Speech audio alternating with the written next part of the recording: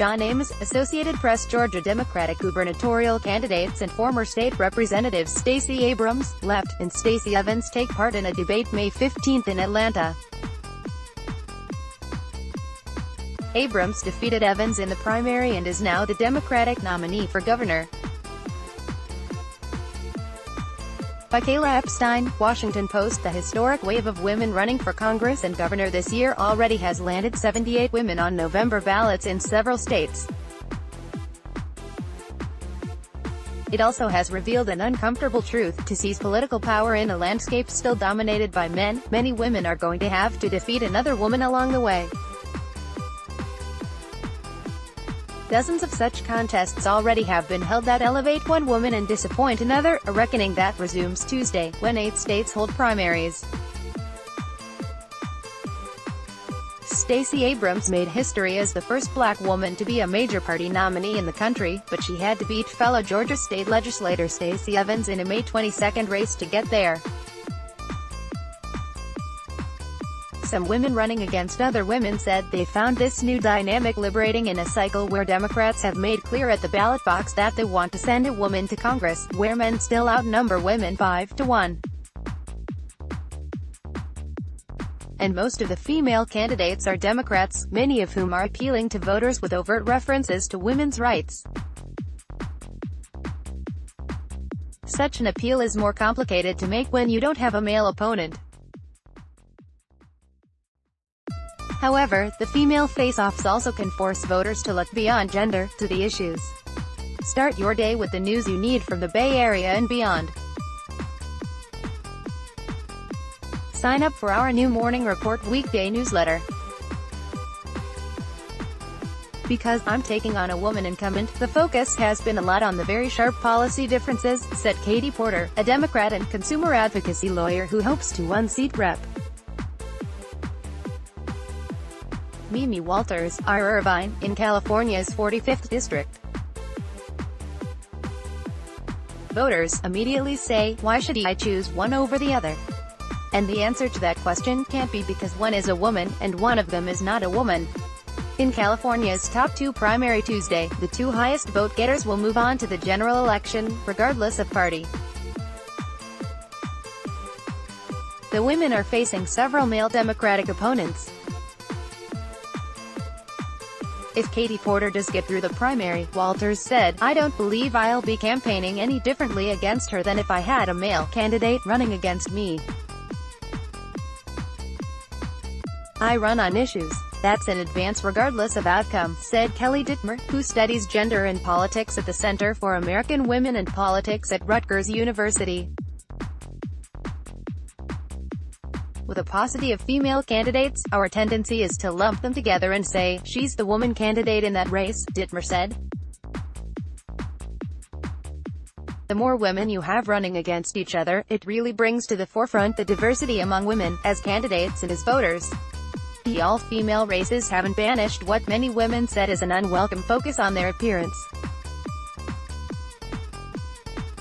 My God, the amount of women that have something to say about your clothes or the way you dress or anything like that is just, holy cow, said Katie Hill, who ran an organization that provides housing for the homeless and is running for Congress in California's 25th district.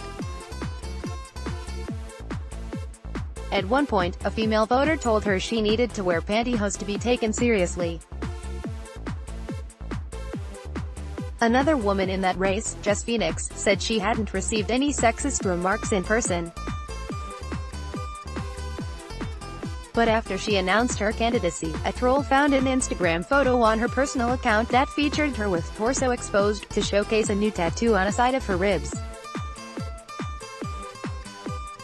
Apparently, your sleeves aren't the only thing you're willing to roll up, wrote one Twitter user in response to a campaign tweet. The online needling doesn't faze me too much, Phoenix said, because it's yahoos on the internet, and if I was worried or ashamed of how she presents herself, I clearly wouldn't be in this race.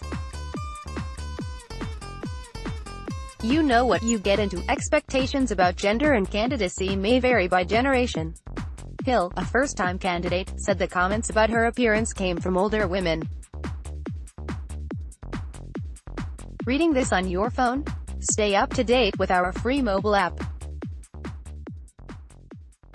Get it from the Apple App Store or the Google Play Store.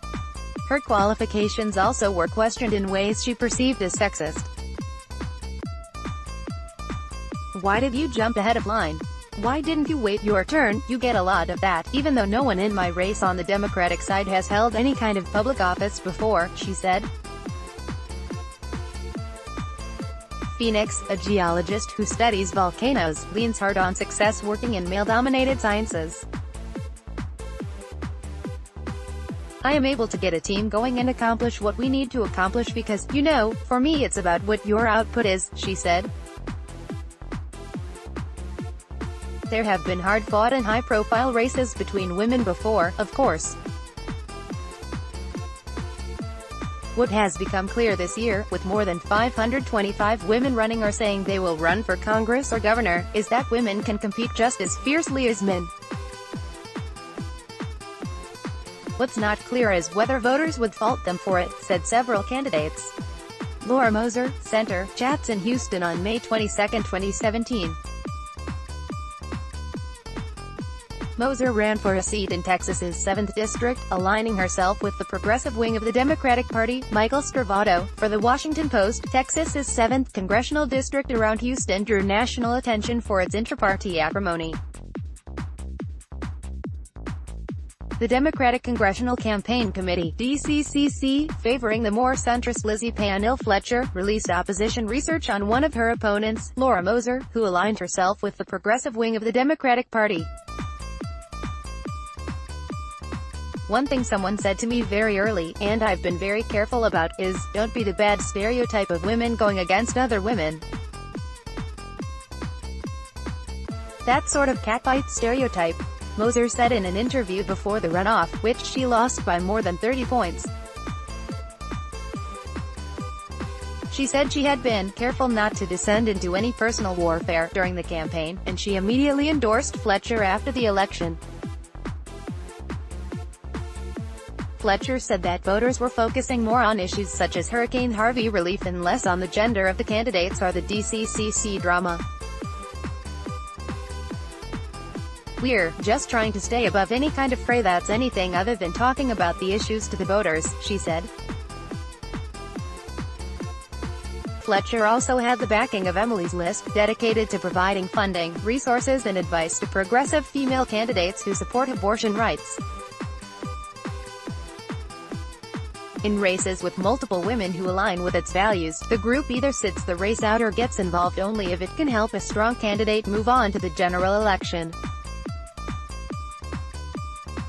That can mean making some tough calls. But, said spokeswoman Julie McLean Downey, we see this as a good problem to have. Phoenix, the California volcanologist, said she's running a grassroots campaign and isn't too concerned that Emily's List endorsed Hill. "I'm a massive fan of the kind of work that they are set up to do," she said, "but that doesn't mean that I let it slow me down or stop me whatsoever." Reading. This on your iPhone or iPad?